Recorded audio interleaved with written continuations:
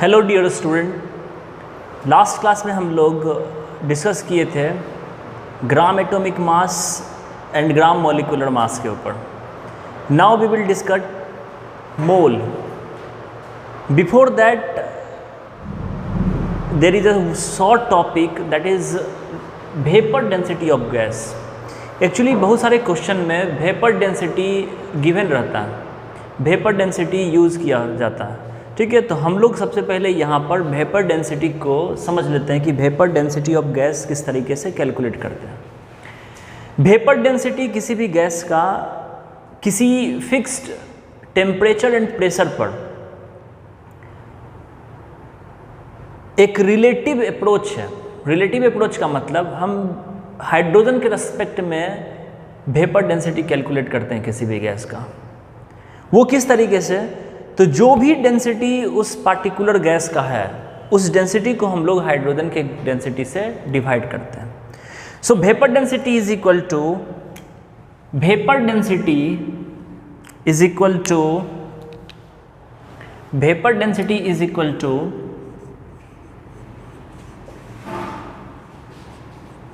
Vapour density of gas equal to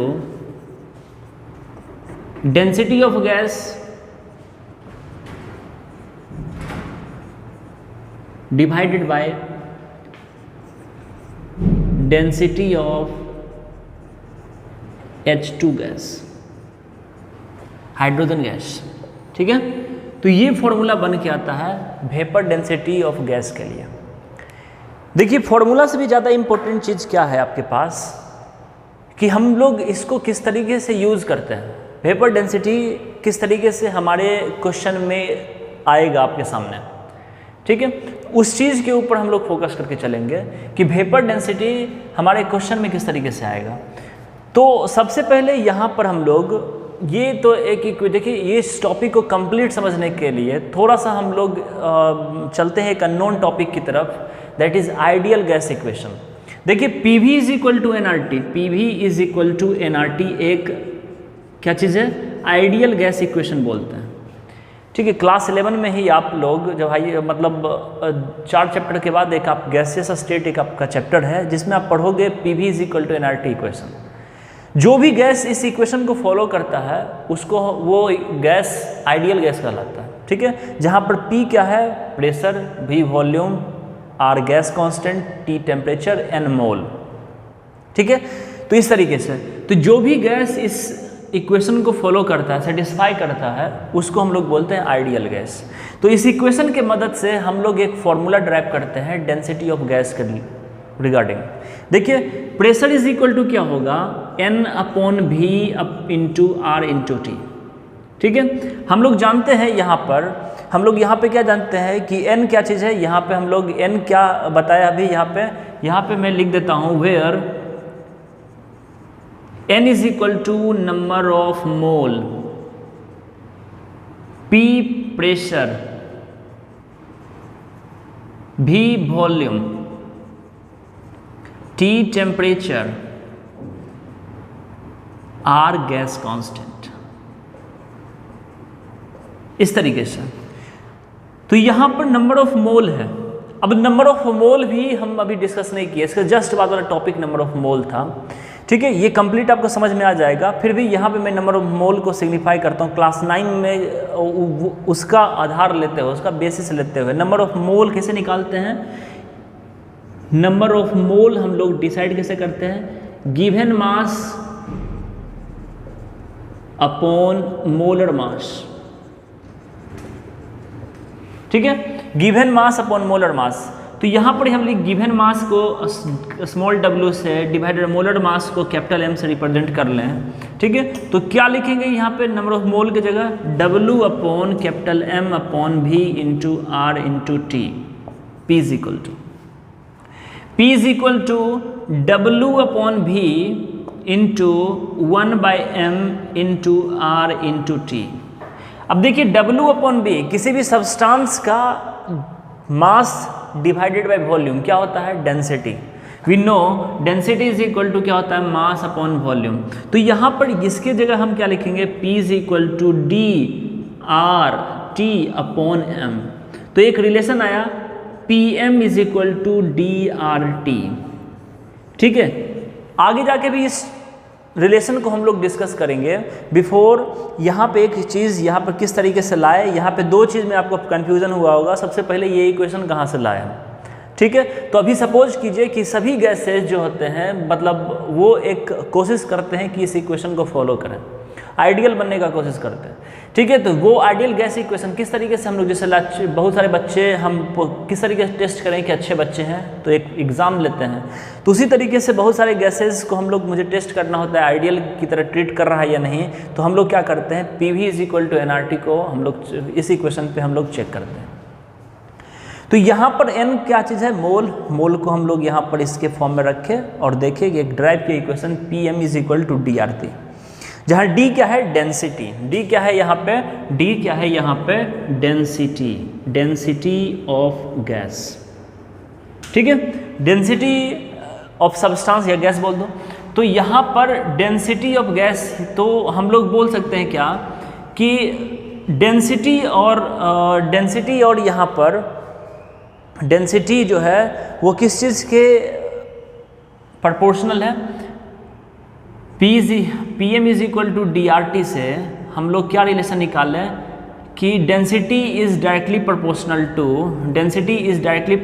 to capital M, ठीक है। M का मतलब क्या हुआ यहाँ पे, मोलर मास, ठीक है।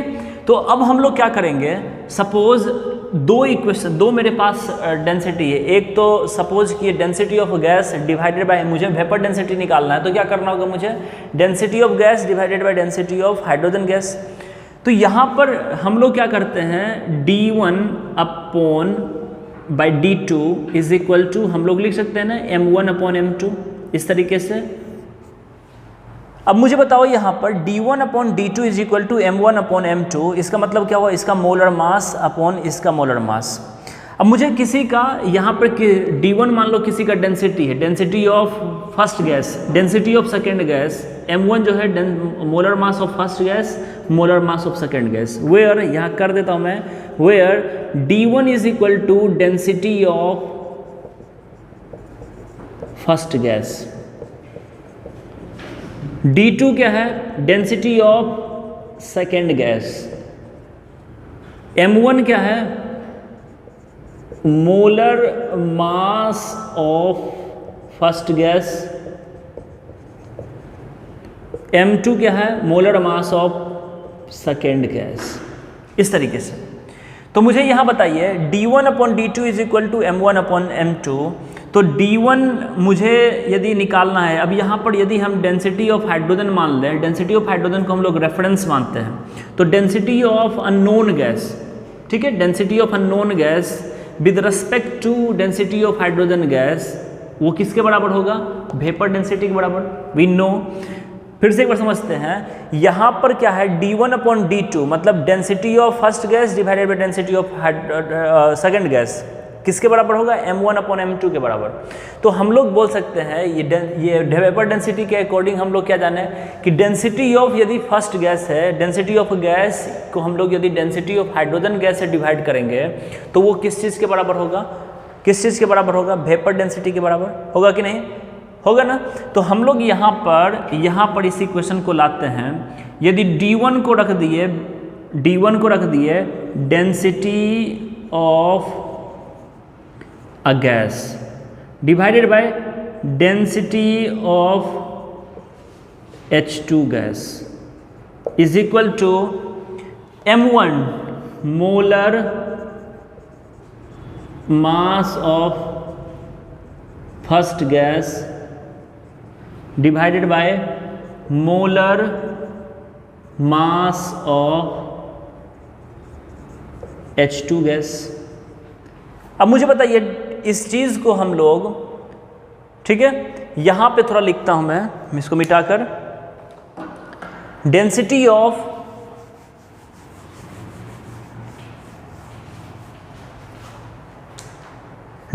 अ gas divided by density of hydrogen gas, इसको किससे डिनोट करते हैं, vapour density of gas.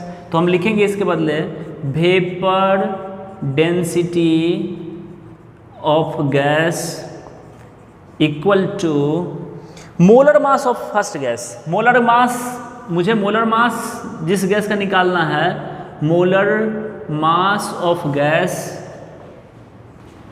Divided by molar mass of H2 gas. मुझे बताइए molar mass of H2 gas का कितना होगा? H2 का 1 × 2 मतलब ग्राम पर मोल। तो यहाँ मोलर मास कुल मिला के वेपर डेंसिटी क्या निकला? Molar mass of a gas divided by 2 लिख सकते हैं ना। सो वेपर डेंसिटी का फॉर्मूला बन के क्या आया? Vapour density of a gas equal to molar mass of a gas divided by 2। इस तरीके से ये एक फॉर्मूला डिजाइन होके आता है। तो कुल मिला के यदि आपको मोलर मास दिया रहे, कुल मिला के यदि वेपर डेंसिटी आपको दिया रहे, सपोज एग्जांपल के क्वेश्चन के तौर पे करते हैं, if vapour density of CH4 is 8, then find molar mass. क्या होगा, कितना होगा, इसका आंसर क्या होगा बताइए मुझे। देखिए वेपर डेंसिटी कितना है? 8, तो यहाँ पे 8 रखेंगे। 8 is equal to vapour density, sorry molar mass divided by 2। क्या होगा? Molar mass is equal to 8 × 2 मतलब 16 ग्राम पर मोल। क्लियर? तो इस तरीके से हम लोग कैलकुलेट करते हैं। कुल मिला के मुझे याद क्या रखना होगा? मुझे याद क्या रखना होगा कि density is equal to vapour density of a gas is equal to molar mass of a gas divided by 2, और कुछ नहीं। ठीक है, तो हम लोग, मुझे बताइए यहाँ पर 1-2 क्वेश्चन और कर लेते हैं। सपोज मैं आपसे पूछूं,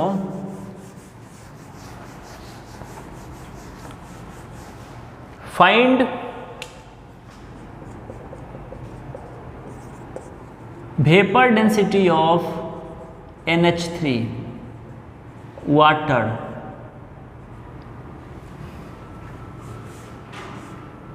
SO3। बताइए क्या क्या होगा solution? Vapour density of NH3 कितना होगा?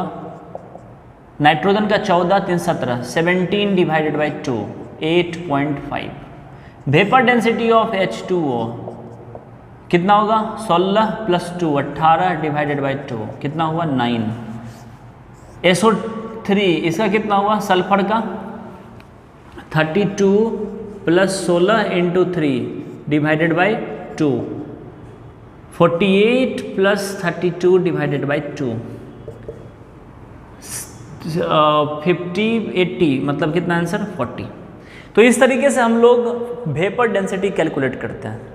ठीक है, छोटा सा टॉपिक था लेकिन बहुत एग्जाम में, मतलब क्वेश्चन में बहुत सारे आएंगे आपको, इसलिए बताना इम्पोर्टेंट था यहाँ पर। नाउ हम लोग डिस्कस करेंगे मोल। देखिए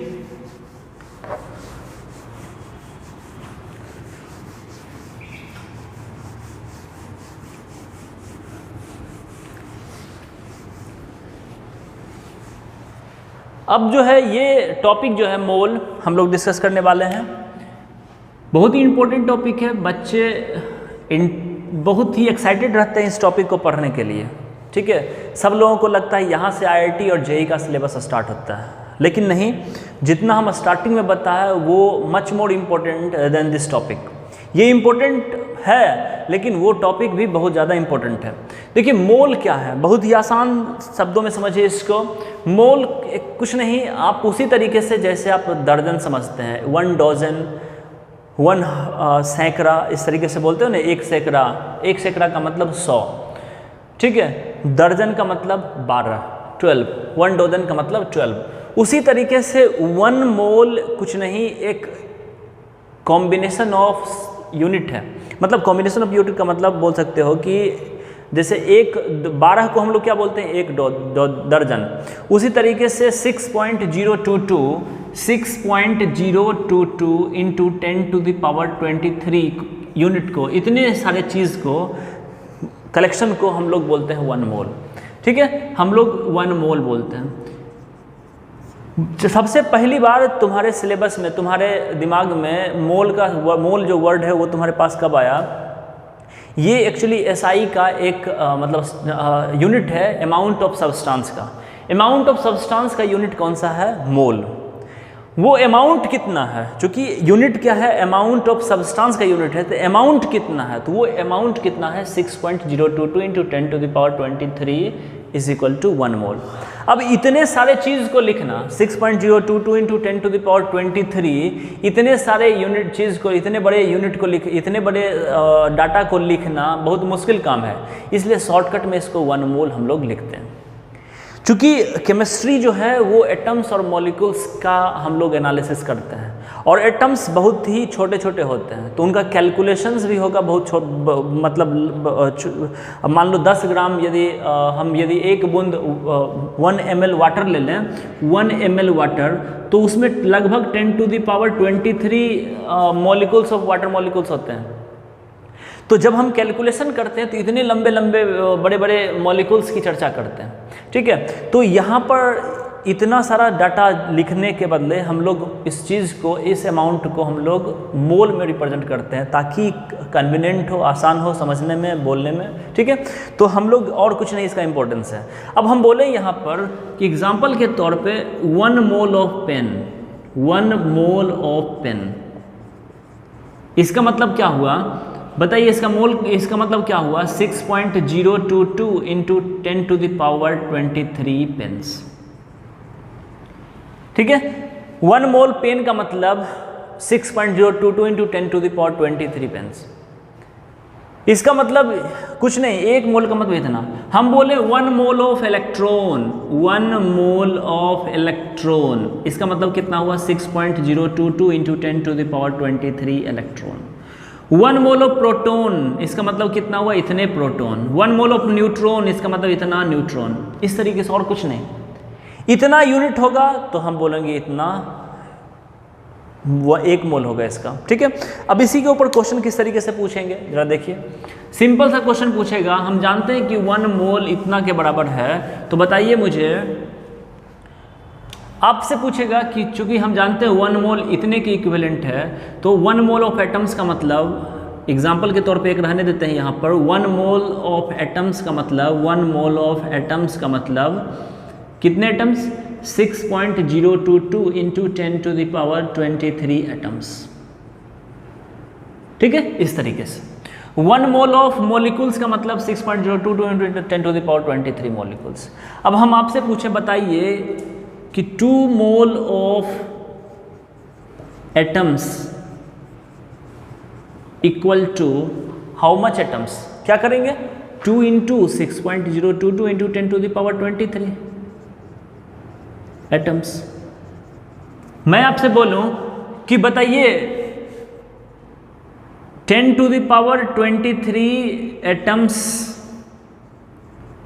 of sodium is equal to how much mole? इस तरीके से उल्टा करके पूछ सकता है। हम जानते हैं कि 1 मोल में कितने एटम्स होते हैं? 6.022 इंटू 10⁻23, तो इतने एटम्स के बराबर कितने मोल होंगे? तो क्या करना होगा मुझे? बस लिखना होगा, we know that 6.022 into 10⁻23 atoms of sodium equivalent है 1 मोल के बराबर। तो 1 एटम्स कितने की इक्विवेलेंट होगा?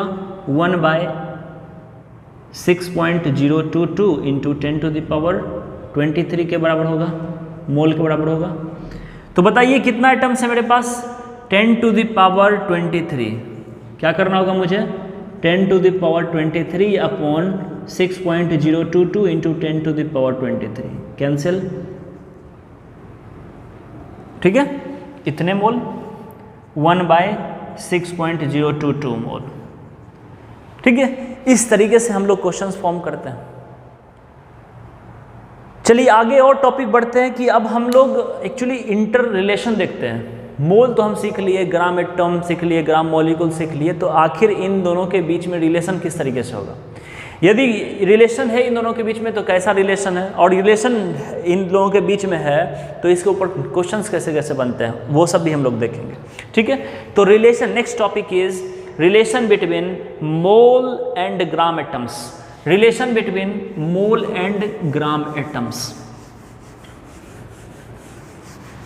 Relation between mole and gram atoms.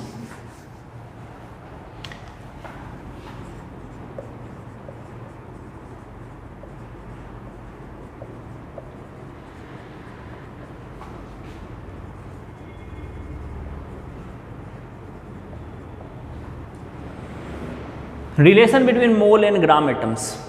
देखिए हम लोग 1 ग्राम एटम, 1 ग्राम एटम्स की बात करें, 1 ग्राम एटम्स इक्विवेलेंट है कितने, हम लोग डिस्कस किए 1 gram atom is equal to कितना 6.022 इंटू 10⁻23 एटम्स के इक्विवेलेंट। और हम लोग जानते हैं कि ये यूनिट यदि कहीं लिखा हो तो वो किसके इक्विवेलेंट होता है, 1 मोल। तो हम लोग लिख सकते हैं ये इक्विवेलेंट है 1 मोल ऑफ एटम्स के बराबर। क्लियर। उसी तरीके से यदि हम एग्जाम्पल के तौर पे यहां पे बोलें find weight of 5 gram atoms and 5 mole of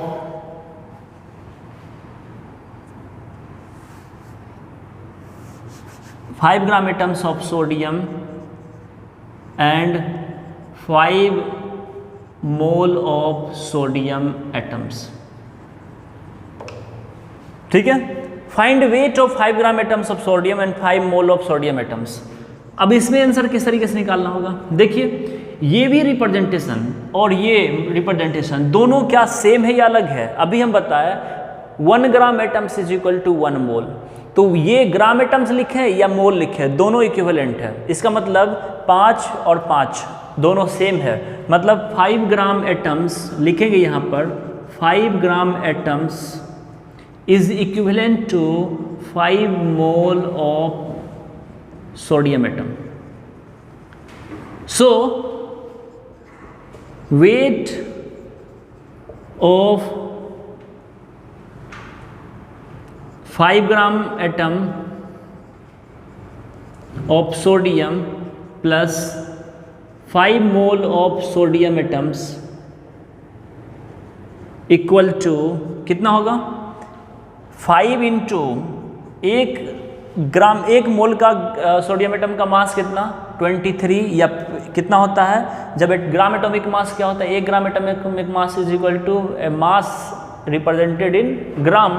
तो 1 सोडियम एटम का मास कितना 23 यू के जगह हम लोग ग्राम लिखेंगे 23 ग्राम। फिर उसी तरीके से यहाँ पर भी 5 इंटू 23 ग्राम, मतलब क्या 10 इंटू 23 ग्राम, इसका मतलब 230 ग्राम। क्लियर। तो हम लोग इस तरीके से आंसर निकालते हैं। Now let us discuss relation between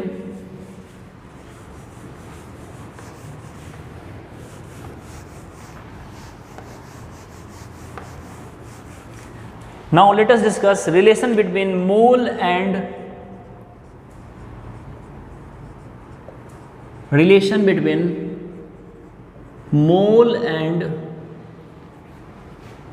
gram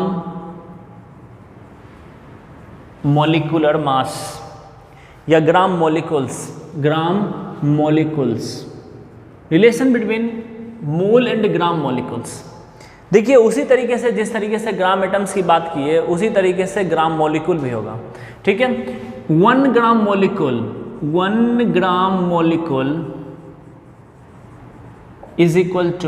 is equivalent to 6.022 into 10⁻23 molecules, and it is also equivalent to 1 mole of molecules. Clear? Equivalent होता है 1 मोल ऑफ मॉलिक्यूल। यदि हम पूछें आपसे एग्जांपल के तौर पे 1 gram molecule of nitrogen,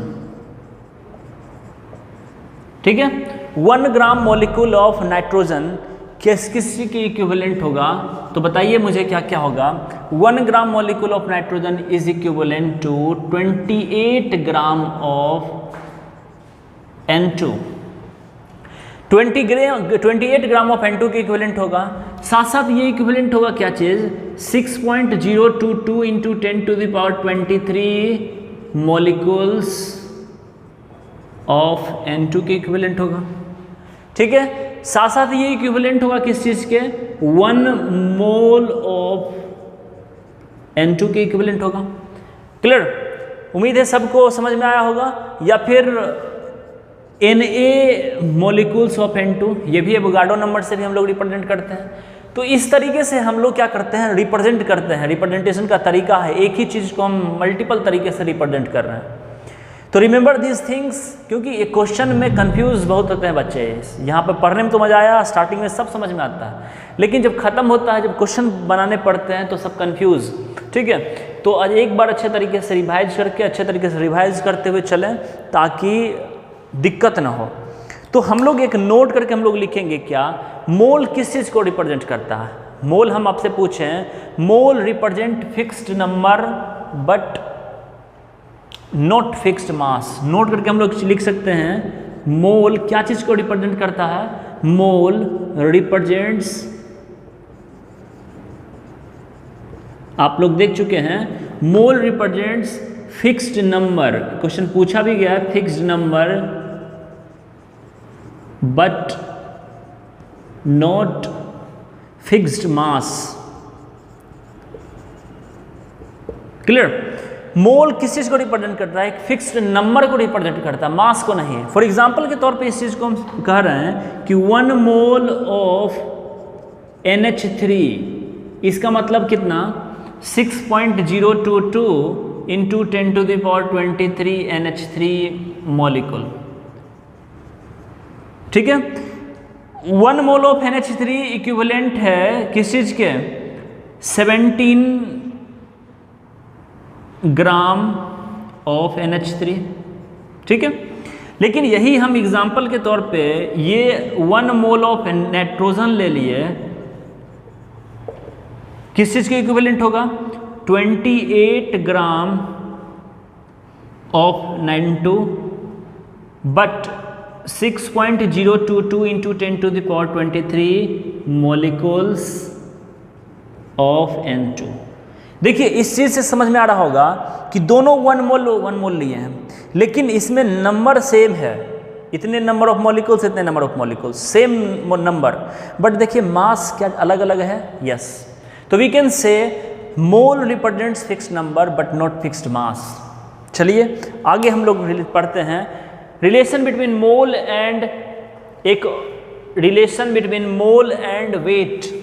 relation between mole and weight मतलब मोल को यदि वेट दिया है आपका तो मोल कैसे हम लोग निकालेंगे।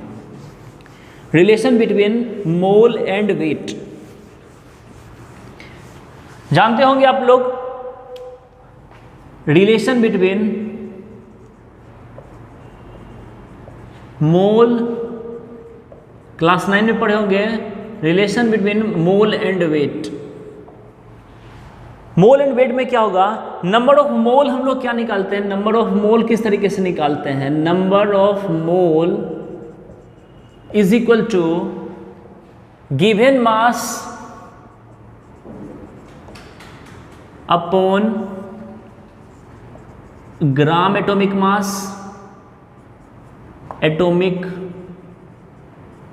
मास या ग्राम मोलिकुलर मास,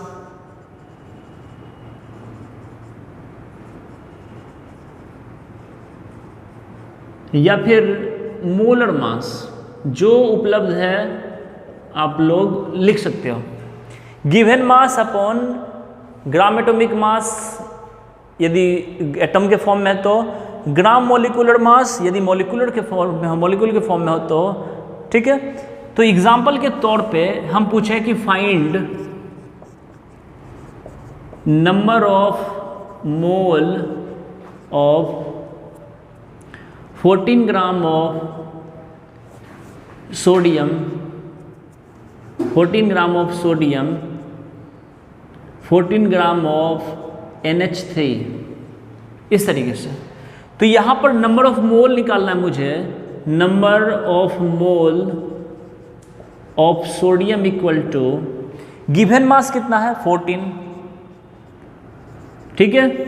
ग्राम एटॉमिक मास इसका, चूंकि एटम के फॉर्म में है तो हम लोग क्या लिखेंगे, ग्राम एटॉमिक मास। ग्राम एटॉमिक मास कितना है सोडियम का, कितना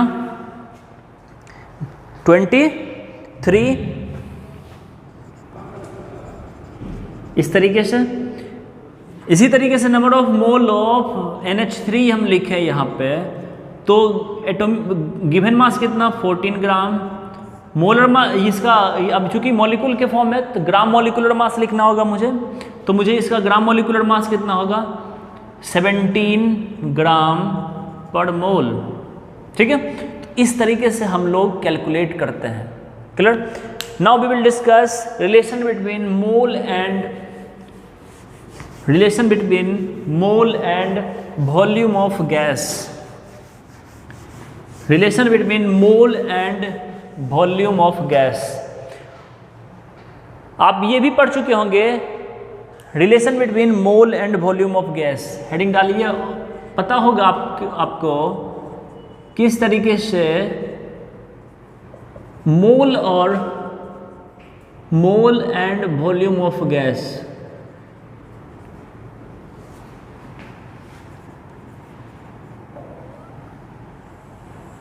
चलिए relation between mole and volume of gas.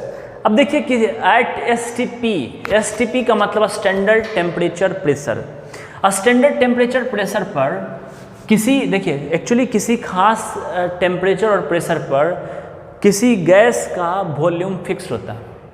जैसे सपोज करते हैं यहाँ पर सपोज किए कि टेम्परेचर और प्रेशर कुछ है यहाँ पे, तो क्या होगा, इसका वॉल्यूम V1, ठीक है।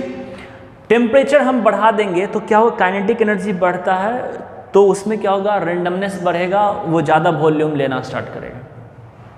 या आपको जानकारी होगा कि जब सॉलिड कोई चीज़ सब्सटेंस है, उस लिक्विड जाना है मुझे, लिक्विड से गैस जाना है मुझे, क्या करते हैं, टेम्परेचर इंक्रीज करते हैं, हीट एनर्जी देते जाते हैं, टेम्परेचर इंक्रीज करते हैं, सॉलिड से वो लिक्विड में जाएगा, लिक्विड से गैस में जाएगा। हम पूछे वॉल्यूम किसका ज़्यादा होगा, गैस का वॉल्यूम ज़्यादा होता है। तो कहने का मीनिंग क्या है कि टेम्परेचर यदि बढ़ाएंगे तो वॉल्यूम भी बढ़ते जाएगा, लेकिन जैसे ही प्रेशर बढ़ाएंगे, ठीक है, तो वॉल्यूम क्या होता है, घटता है। तो मुझे क्या करना होगा, इस दो फैक्टर को कांस्टेंट रखना होगा, क्योंकि एक भी फैक्टर वैरी करेगा तो क्या होगा, वॉल्यूम पे उसका अफेक्ट होना स्टार्ट होगा। तो at fixed temperature and pressure, ठीक है, तो मुझे फिक्स टेम्परेचर और प्रेशर करना पड़ेगा। तो फिक्स टेम्परेचर और प्रेशर फिक्स करने के लिए ये फिक्स किया गया कि स्टैंडर्ड टेम्परेचर, ये किया गया, स्टैंडर्ड टेम्परेचर को एज्यूम किया गया। स्टैंडर्ड टेम्परेचर माना गया कितना, T = 0 degree C and pressure कितना, 1 atm। इसी को बोलते हैं STP। STP पे कोई भी गैस है वो STP पे, STP का मतलब 0 डिग्री C और 1 atm पर वो कितना ऑक्यूपाई करता है, 22.4 लीटर वॉल्यूम ऑक्यूपाई करता है, ठीक है। मतलब यदि हम किसी गैस को इस टेम्परेचर और इस प्रेशर पर रखेंगे तो वो कितना वॉल्यूम ऑक्यूपाई करेगा, 22.4 litre.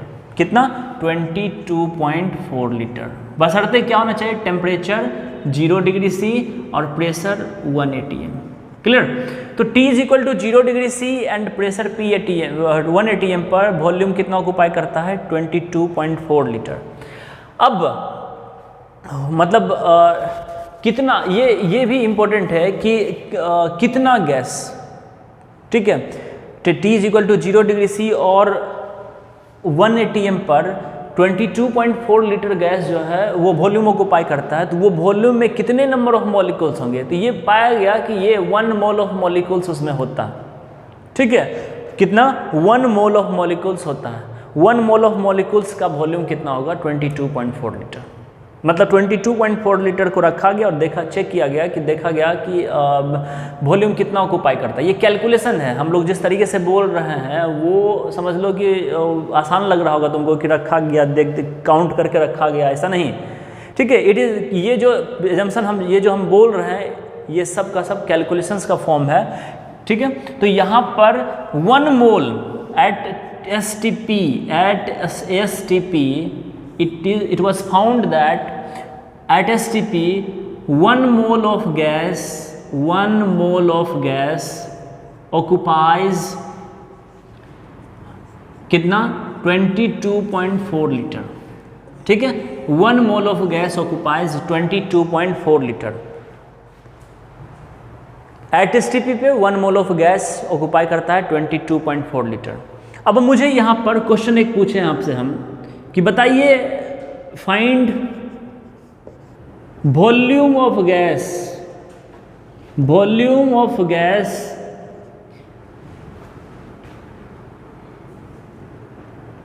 Gas of 17 gram of ammonia. ठीक है, volume of gas of 17 gram of ammonia at STP। जब तक हम STP नहीं लिखेंगे, STP जब तक नहीं लिखेंगे यहाँ पर एट STP नहीं लिखेंगे तो ये पॉसिबल नहीं हो पाएगा कि हम लोग यहाँ पर सही कर पाएँ। रीज़न क्या है, आप लोग जब STP नहीं लिखेंगे तो फिर ये क्वेश्चन जो हो जाएगा वो दूसरे चैप्टर का बन जाएगा, आगे जाके हम पढ़ाएंगे गैसेस स्टेट, वहाँ पे जाके निकाल पाओगे। लेकिन STP कर दिए तो ये क्वेश्चन बन जाता है मोल कंसेप्ट का। देखिए हम जानते हैं क्या STP पर एट STP पर 1 मोल का वॉल्यूम 1 मोल ऑक्यूपाई करता है कितना 22.4 लीटर किसी भी गैस का। अब यहाँ पे 17 ग्राम दिया है, क्या 17 ग्राम और मोल में कोई रिलेशन है? क्या हम निकाल सकते हैं ग्राम को मोल में? यस, ग्राम को मोल में निकालने का तरीका क्या है, मोलर ग्राम एटॉमिक मास से या ग्राम मोलिकुलर मास से या मोलर मास से डिवाइड करते हैं। तो 17 ग्राम के इक्विवेलेंट मुझे क्या करना होगा, मोलर मास मोल निकालना होगा। तो number of mole of NH3 हम लोग कैलकुलेट करते हैं, कितना होगा 17 ग्राम अपॉन 17 ग्राम पर मोल, कैंसिल 1 मोल। अब बताइए यहाँ पे 1 मोल 22.4 लीटर, ये भी 1 मोल है, तो कितना ऑक्यूपाई करेगा वॉल्यूम 22.4 लीटर, करेक्ट।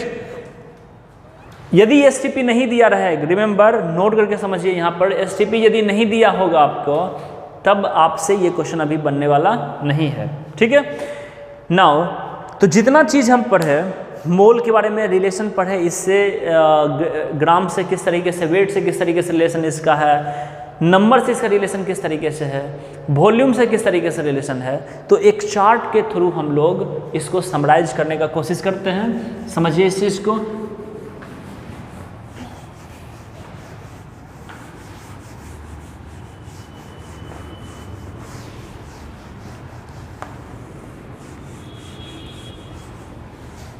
चलिए कन्वर्जन चार्ट एक देखते हैं।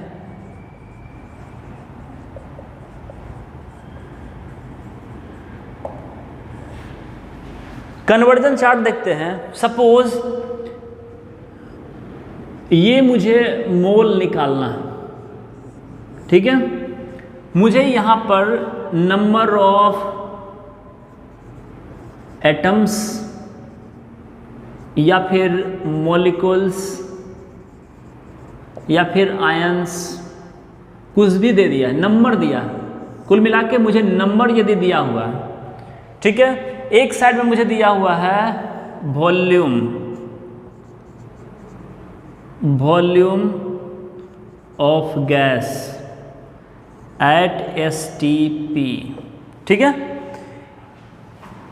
अब एक साइड में मुझे दिया है मास ऑफ अ सब्सटेंस,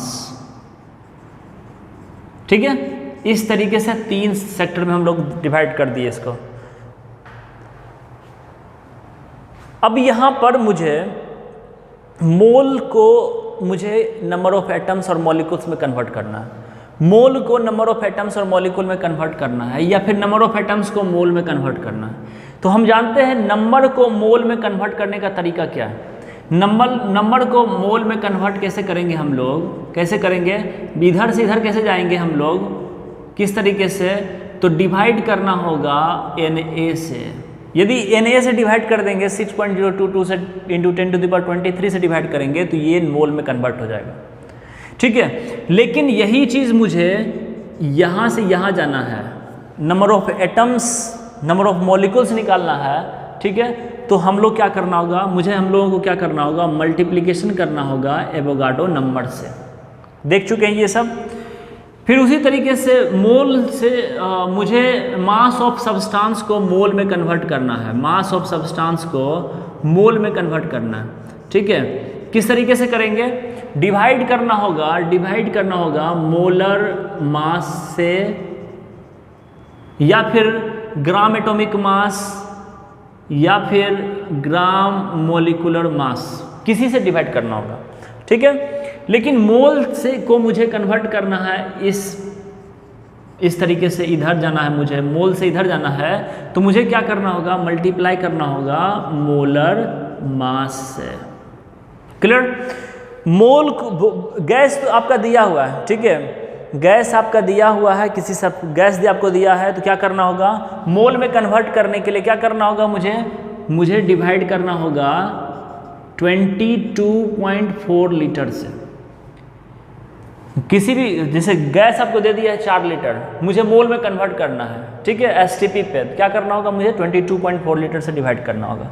लेकिन यही मोल आपको दिया है, मुझे एसटीपी पे वॉल्यूम उसका फाइंड आउट करना है, तो क्या करना होगा, मुझे मल्टीप्लाई करना होगा किससे, 22.4 लीटर, यहाँ पर मल्टीप्लिकेशन 22.4 लीटर से मल्टीप्लाई करना होगा। क्लियर।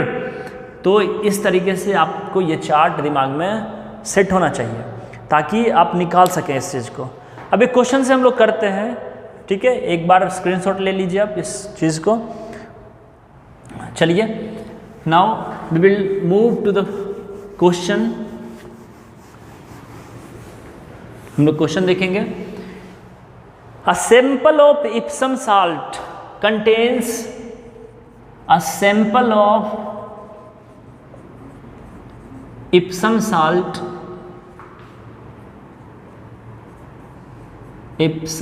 MgSO4 राइट फॉर्मूला लेके MgSO4 7H2O, इसी का नाम इप्सम साल्ट है।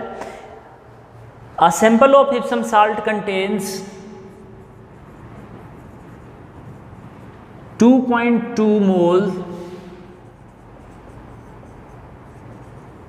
of oxygen, 2.2 moles of oxygen. Find number of moles of hydrogen, present in the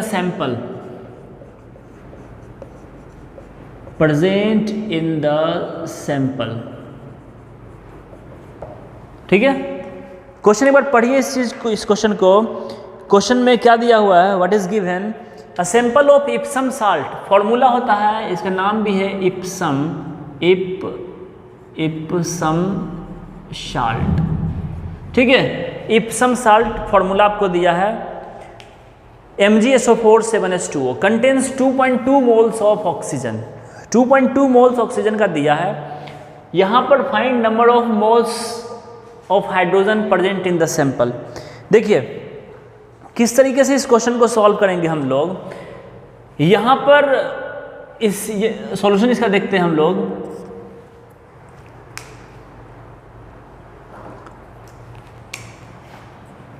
sample of Epsom salt, इस सैंपल में इसका जो फॉर्मूला दिया हुआ है MgSO4 7H2O, ये जो फॉर्मूला दिया हुआ है, इस फॉर्मूला में कितने हाइड्रोजन एटम है, इस फॉर्मूला में हम चेक करें, इस फॉर्मूला में तो Mg का एटम है 1, सल्फर का एटम है 1 ऑक्सीजन का एटम है 4 और 7 11, हाइड्रोजन का एटम है कितना 14। क्लियर? Mg का 1, सल्फर का 1, ऑक्सीजन का 11, हाइड्रोजन का 14। इस तरीके से इतने नंबर ऑफ एटम्स आपको दिया हुआ है। अब हम लोग किस तरीके से बनाएंगे इस क्वेश्चन को? देखिए, सैंपल ऑफ इतना कंटेन्स 2.2 मोल्स ऑफ ऑक्सीजन, मतलब इस सैंपल में आपको 2.2 मोल ऑफ ऑक्सीजन दे दिया। तो मुझे बताइए कि एक molecule 1 molecule of MgSO4 7H2O contains 11 atoms, मतलब 11 एटम प्रेजेंट है एक मॉलिक्यूल में। उल्टा भी तो लिख सकते हैं ना, उल्टा भी लिख सकते हैं हम लोग इस चीज को कि 11 एटम्स प्रेजेंट है 1 मॉलिक्यूल में। क्लियर? तो मुझे बताइए यहां पर 11 एटम प्रेजेंट है एक मॉलिक्यूल में, तो एक एटम प्रेजेंट होगा कितने में? 1/11 मॉलिक्यूल में। ठीक है, मुझे निकालना है क्या? मोल निकालना है। मुझे बताइए कि इस चीज को मोल में कन्वर्ट कर लें हम लोग, तो 1/Na एटम्स कितना प्रेजेंट होगा? 1/11 इंटू Na मॉलिक्यूल्स में। क्लियर? 1/Na एटम्स प्रेजेंट होगा 1/11 इंटू Na मॉलिक्यूल्स में। तो इस तरीके से इतने एटम्स, मतलब इतने मोल, 1/ns का मतलब क्या हुआ? या फिर यहाँ से इस तरीके से बना सकते हो आप, एक मोल, चूंकि इतना एटम्स के बराबर हम मोल निकाल रहे हैं, तो बताइए मोल में कितना होगा? 11/Na मोल। इसके कोरस्पॉन्डिंग क्या होगा? 1/Na molecules, mole of molecules. कहने का मीनिंग क्या हुआ? इस एटम्स के इक्विवेलेंट हम लोग मोल यहाँ डिसाइड कर लिए। इस एटम के इक्विवेलेंट मोल कितना हुआ? 11/Na। इस 1 मॉलिक्यूल के इक्विवेलेंट मोल्स कितना होगा? 1/Na moles of molecules. तो इस तरीके से मुझे पता लगा कि इतने मोल्स में इतना मॉलिक्यूल्स होगा। तो एक मोल में कितना होगा? कितना करना होगा? 1/Na divided by 1/Na divided by 11/Na, 1/Na into Na divided by 11, cancel, कितना आया? 1/11।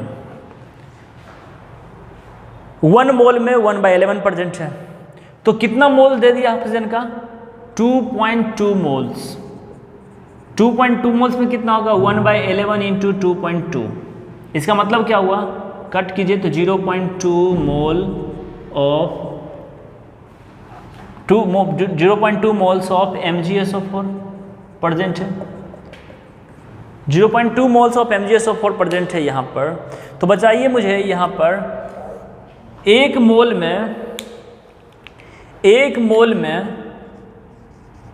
मोल इक्विवेलेंट है कितने का?